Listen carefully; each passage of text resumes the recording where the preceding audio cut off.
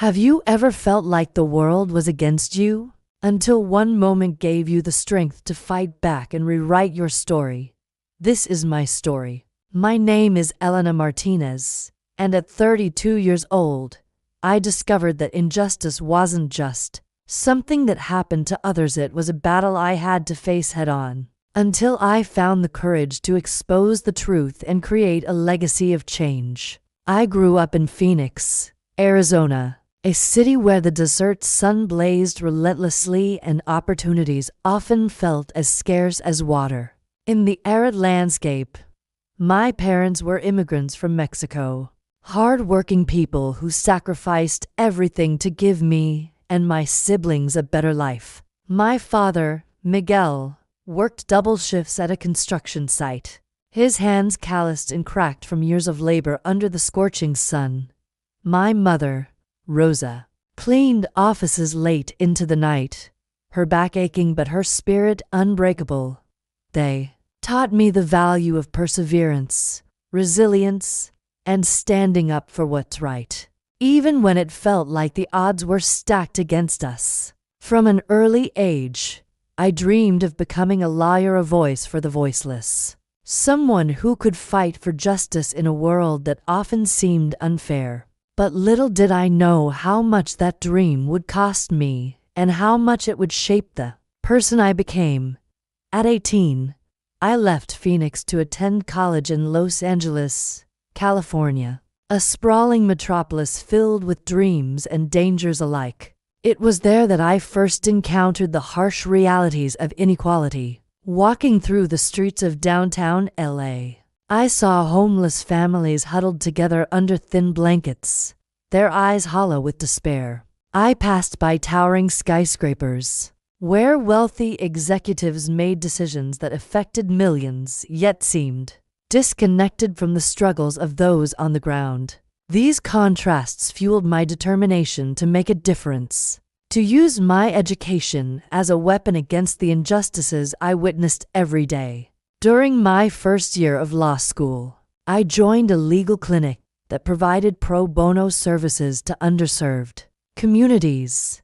It was here that I met Maria Gonzalez, a single mother of 3 who had been wrongfully evicted from her apartment. Her landlord, a ruthless property manager named Victor Langston, had accused her of violating lease agreements she hadn't broken. Without legal representation, Maria stood no chance in court. When I first sat down with her in a cramped office at the clinic, I could see the fear in her eyes, the fear of losing not just her home, but her dignity. "I've done nothing wrong," she whispered, tears streaming down her face. "But they say I have no proof." Determined to help, I spent countless hours poring over documents, interviewing witnesses, and building a case to prove Maria's innocence. It wasn't easy.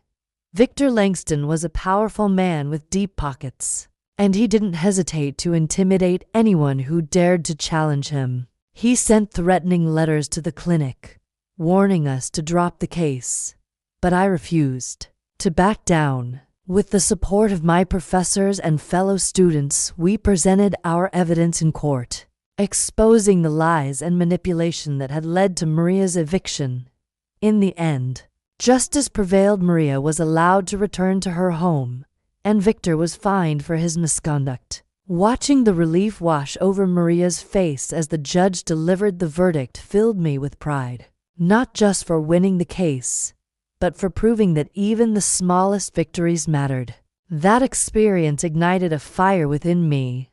I realized that the law wasn't just a set of rules, it was a tool for empowerment, a way to level the playing field for those who had been marginalized and oppressed. Over the next few years, I dedicated myself to fighting for justice, taking on cases that others deemed too difficult or insignificant. I represented victims of workplace discrimination, tenants battling predatory landlords, and families torn apart by corrupt systems. Each case was a battle, each victory a step toward a better future. But the road wasn't always smooth. There were moments when the weight of the world threatened to crush me, when the injustices I fought against seemed insurmountable.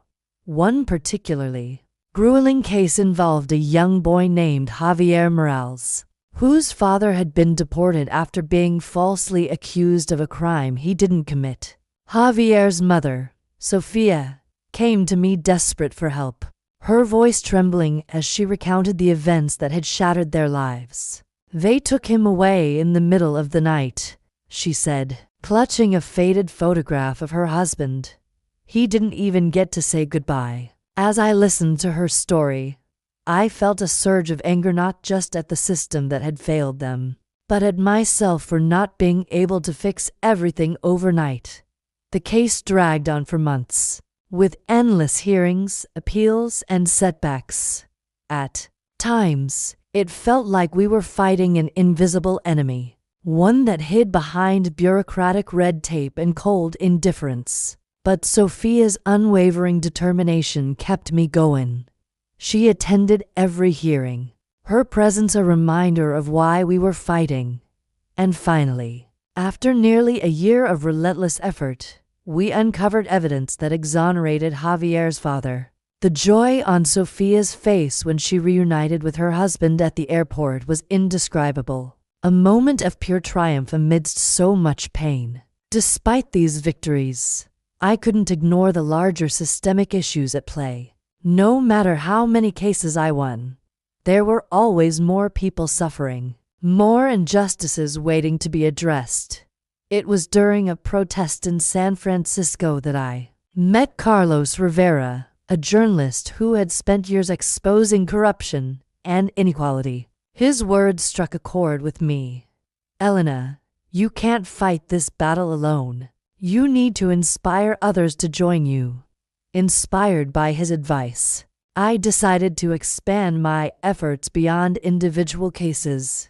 I founded an organization called Justice Rising, a name that reflected my belief in the power of collective action and resilience. Through the organization, I provided resources, advocacy, and education to communities navigating similar challenges. I also launched campaigns to raise awareness about systemic issues, ensuring that everyone had access to the tools they needed to advocate for themselves. One of the most impactful initiatives we launched was a program called Know Your Rights, which offered free workshops to educate people about their legal rights and how to navigate the justice system. We traveled to cities across the country, from Chicago to Miami, reaching thousands of individuals who had long been silenced by fear and ignorance, seeing the spark of empowerment in their eyes as they learned to stand up for themselves was one of the most rewarding experiences of my life. Another pivotal moment came when we partnered with a group of high school students in Houston, Texas, who were organizing a march to demand better funding for public schools. Many of these students came from low-income families and had grown up in neighborhoods plagued by violence and neglect. Yet despite their circumstances, they were determined to create change. Together, we helped them draft petitions, organize rallies, and amplify their voices through social media. The march drew national attention, sparking conversations about education reform and inspiring similar movements in other cities. As Justice Rising grew, so did my sense of purpose. I realized that the injustices I had witnessed and fought against weren't isolated incidents, they were symptoms of a larger problem. By addressing the root causes of inequality, we could create lasting change not just for individuals, but for entire communities. But building Justice Rising wasn't without its challenges. There were moments when the sheer scale of the work overwhelmed me, when the stories of pain and suffering felt like they would consume me whole. But I reminded myself of why I started this journey: to create a better future, not just for myself, but for others. Through the individuals I met, I discovered something profound. Healing isn't a linear process. It's messy, unpredictable, and often painful. but it's also transformative. By sharing our stories, supporting one another, and taking steps toward change, we can reclaim our power and rewrite our narratives. That realization became the foundation of Justice Rising, not just as an organization, but as a movement. Looking back, I realized that the injustices I faced didn't just leave me a legacy of scars, they gave me the tools to transform them into something meaningful. My experiences forced me to confront truths I might otherwise have avoided, pushing me to grow in ways I never imagined. And while I'll never fully understand why some people are born into privilege, while others struggle to survive, I've come to accept that their choices don't define me.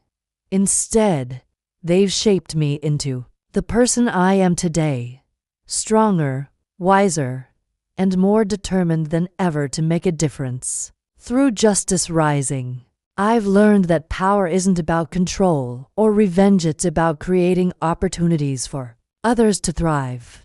It's about using your pain to fuel positive change, to lift others up when they feel like they can't stand on their own. And it's about recognizing that, no matter how broken you feel, you have the ability to rebuild not just your life, but the lives of those around you. Sometimes, when I'm walking through the streets of a new city, meeting people whose stories mirror my own, I pause and look around. The world is vast and complex, filled with both beauty and brutality. But in those moments, I feel a sense of peace, a quiet understanding that while I may not be able to fix everything, I can still make a difference. If you're watching this and feeling powerless, remember, your voice matters. You have the power to turn it into purpose, to create something beautiful out of something broken. If this story resonates with you, share it with someone who needs to hear it today. Subscribe for more inspiring stories, and let's rewrite our legacies together. Because the truth is, we all have the power to rise. We all have the power to heal. And we all have the power to make a difference. The journey hasn't been easy, and I know it never will be. There are still nights when the memories come flooding back, when the faces of those I couldn't save appear in my dreams, their voices calling out to me. But I've learned to carry those memories with grace, to let them guide me rather than consume me. I've learned that healing isn't about erasing the past, it's about integrating it into who you are, allowing it to shape you in ways that make you stronger, wiser, and more compassionate. One of the most profound lessons I've learned is the importance of connection. When I first started this journey, I felt isolated, as though no one could possibly understand what I was going through. But through Justice Rising, I've discovered that we are all connected by our shared humanity. Whether it's a victim of discrimination, a family torn apart by deportation, or a community fighting for basic rights, we all carry pain, and we all have the capacity to heal. By coming together, by sharing our stories and supporting one another, we can create a ripple effect of healing that extends far beyond ourselves. I've also learned the value of vulnerability. For so long, I tried to hide my pain, to pretend that I was okay when I wasn't. But it wasn't until I allowed myself to be vulnerable, to open up about my struggles, that I began to truly heal. Vulnerability is not weakness, it's strength.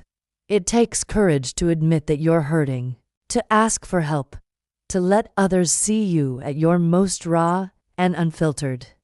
And in doing so, you give others permission to do the same.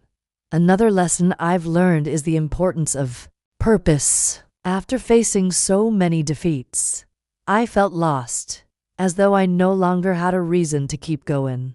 But through Justice Rising, I found a new sense of purpose, one that gave my life meaning and direction. Purpose doesn't have to be grand or extraordinary. It can be as simple as making someone smile, lending a listening ear, or showing up when it matters most. What matters is that you're contributing to something larger than yourself, leaving the world a little better than you found it. As Justice Rising continues to grow, I'm constantly inspired by the resilience and strength of the people I meet. I've seen families who once felt hopeless find their footing again, rebuilding their lives and reconnecting with their communities. I've seen survivors of injustice discover their own inner power, transforming their pain into purpose. And I've seen entire cities come together to demand change, proving that even in the face of adversity, there is hope. One of the most rewarding aspects of this journey has been watching others step into their own power. Many of the people I've worked with have gone on to become leaders in their own right, advocating for change and inspiring others to do the same. It's a reminder that healing is not just an individual journey, it's a collective one. We heal together, or we don't heal at all. Of course, there are still challenges. There are days when the work feels overwhelming, when the weight of so many stories threatens to pull me under. But I've learned to lean into those moments, to let them remind me of why I started this journey in the first place. I've learned to celebrate the small victories, to find joy in the progress, however incremental it may be. And I've learned to trust the process, knowing that healing is not a destination but a lifelong journey. If there's one thing I want people to take away from my story, it's this: you are not alone. No matter how dark things may seem, no matter how broken you feel, there is always hope. There is always a way forward. And you are stronger than you know. If you're struggling, reach out. Talk to someone you trust. Seek professional help, or join a support group. You don't have to face your battles alone. And if you're watching this and feeling inspired, I encourage you to take that inspiration and turn it into action. Whether it's volunteering, donating, or simply being there for someone in need, every act of kindness makes a difference. Together, we can create a world where no one has to suffer in silence, where everyone has the opportunity to heal and thrive. So, if this story resonates with you, share it with someone who needs to hear it today. Subscribe for more inspiring stories, and let's rewrite our legacies together. Because the truth is, we all have the power to rise. We all have the power to heal. And we all have the power to make a difference.